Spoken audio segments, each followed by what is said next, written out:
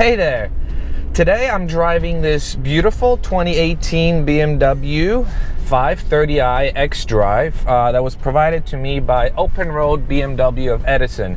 Huge thanks to them, and if you are in the market for a new car or you want to service your car, especially the M car, this is the BMW dealer for you. About this car, I went into this review hating the car. Why? Because when I look at it on the outside, and actually when it first came out and I saw it from the outside, I was very, very disappointed. I was disappointed to see another boring version of what used to be a classic. I mean, the E39 used to be such a classic, and then the one that followed it was kind of a disaster, and then the one that followed it after was okay, but a bit boaty, and this one doesn't seem to be much different on the outside. That perception has changed as soon as I opened the front door. But as soon as you open the door, you are greeted by these beautiful seats that are extremely huggy, 16-way adjustable.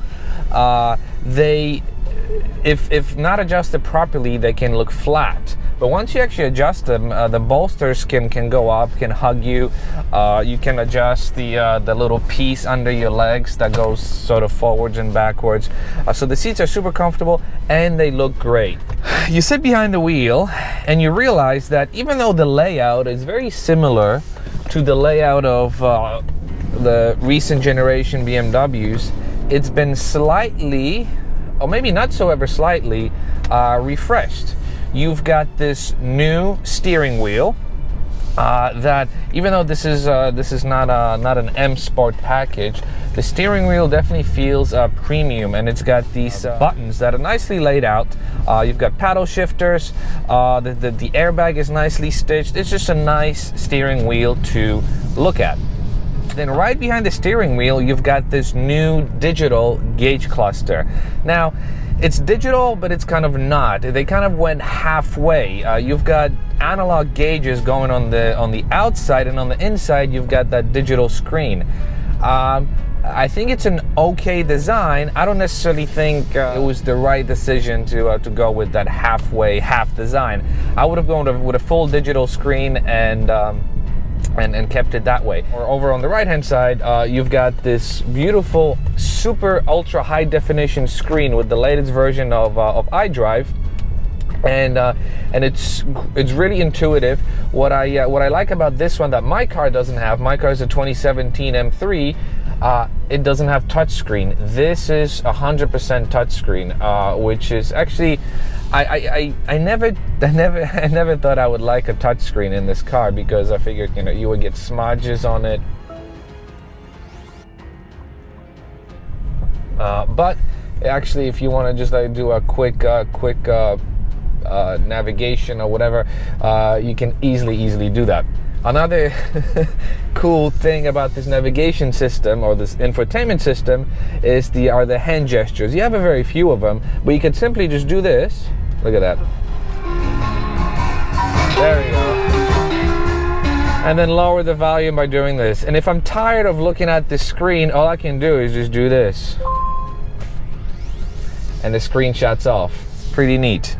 Now on the inside here, you've got this pretty refreshed center console. I enjoy looking at this aluminum strip, this kind of fake wood.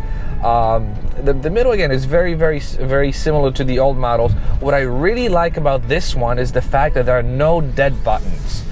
Every single button is accounted for, and this car doesn't necessarily have all the available options. This car comes with reverse camera. I think it's got premium package, all the packages that I haven't actually had a chance to research, but it's pretty. The car is pretty bare bones, but all the buttons are still filled in, which is kind of nice to look at.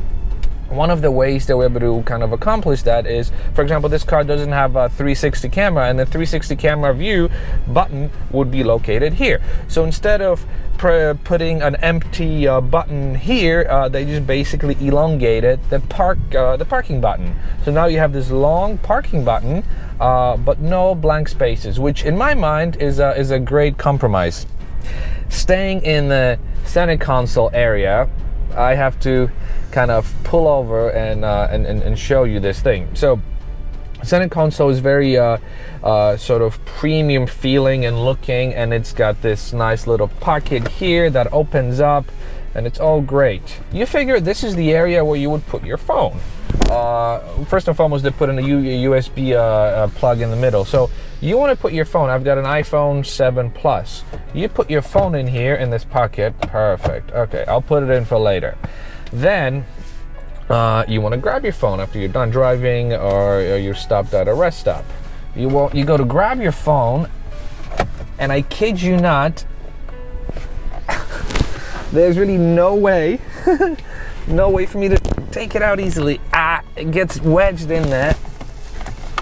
I finally got it out, but it really gets wedged in there, and it's really hard to take out. It's a very odd pocket for them to do. And you got these two small cup holders. What I suspect a lot of people will do is they will just place their phone up here, which will kind of slide around and will ultimately scratch the top surface. So this car has a 2-liter 4-cylinder engine that produces 248 horsepower and 258 foot-pounds of torque. It is a pretty peppy car, as I shall now demonstrate.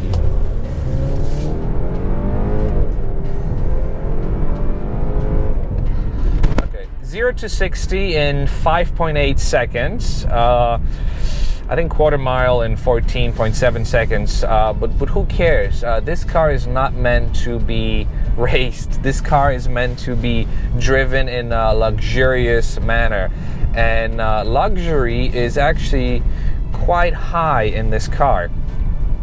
One of the first things you notice when you actually start driving the car is how quiet it is. Yeah, this is a 4-cylinder, and 4-cylinder cars tend to be noisy, but not this car. This car, yeah, when you accelerate, you can hear the engine, but after that, when you're cruising, it feels just like a V8. So we're merging on this on-ramp. I'm gonna put my transmission in manual. And driving this car, you never have any issues merging into traffic. With this 8-speed automatic transmission, it always keeps you in the right torque band whenever you need it.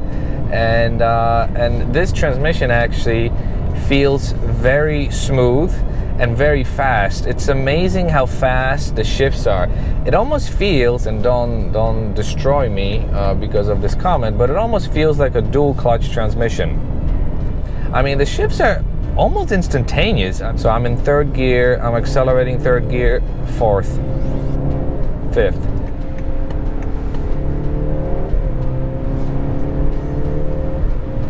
Okay, for a 4-cylinder twin-scroll turbo engine, this car moves, and it moves very, very well. If I were in the market for a car like this, I don't think I would consider the 6-cylinder. This one seems to be just fine, and it has just enough pep to get you going.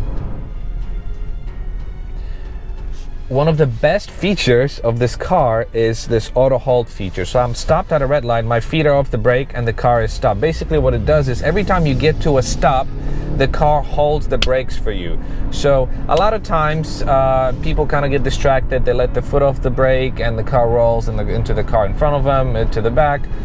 With this auto hold feature, it keeps the car in place even after you take your foot off the brake until you put your foot on the gas. I really, really love this feature, and I wish it was available in more cars. Maybe it is, but this is the first time I'm experiencing this feature, and I've got to say I love it. In terms of how roomy this car is, yes, this is a 5 Series, and it's sort of I guess it's considered a mid-size or a full-size sedan. It is roomy, but it's surprisingly not as roomy as you would expect it to be. Maybe I was expecting it to be as roomy as the 7 Series. But I am comfortable sitting in the front seat. My wife is comfortable sitting in the back seat. But the leg room in the back is somewhat comparable to what I get in my 2017 BMW M3. I don't know what it is, but the space inside doesn't feel as big as you would expect it to be. it's funny, I can't stop driving this car in a manual mode. It's just so much fun. It actually gives me hope for the day when most of these cars, actually no car comes with a manual transmission. So when that day comes, there's still hope that these automatic transmissions with paddle shifters can still keep one happy and somewhat engaged. So let's take a look at the outside of the car. The more I look at it, the more I'm actually starting to like it. It is very proportional, actually. The front overhang is not very low. That means the engine is positioned in the back, which means the car has an almost 50-50 weight distribution, 52-48. And what that means the car drives very well, and it's evident because this is exactly what I experienced. Walking over to the back, even though this is a 4-cylinder engine, you still have the dual exhaust, which kind of makes the back end seem symmetrical. The sunroof up top is very big. In the front, you've got these vents. You would think that these are actually fake, but they're not. It looks like they're used to extract air from the wheel well to the side. In the front, you've got these headlamps that are still touching the grille. The grille is very exaggerated. It's a much bigger grille that I'm used to seeing. This car also comes with fog lights. It doesn't have the optional LED lighting package, which I would like to see, and I feel like is a must on all these cars. Taking a look at the engine, it's pretty big, actually, 4-cylinder. Let's see if we can find the turbo. Oh, there it is. The turbo is situated right over there. It's a very tiny looking turbo, but it definitely pushes a lot horsepower. This is better. So this is your 4-cylinder turbocharged engine. Now the question is, will the car do donuts?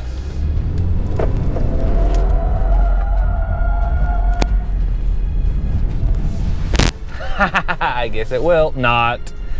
All right, it's a heavy car, and donuts is not this car's specialty.